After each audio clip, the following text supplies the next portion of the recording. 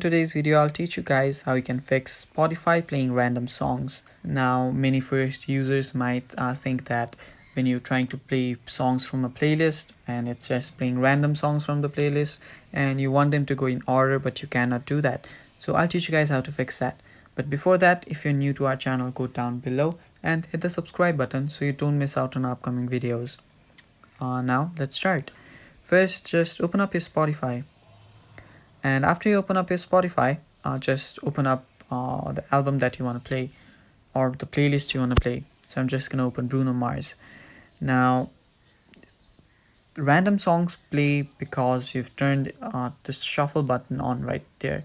Now it's right besides the play button, as you can see, the one with that goes across.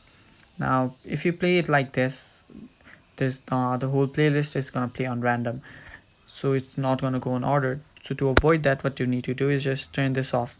Now this is the turn it off button. There is no dot below the X with arrows.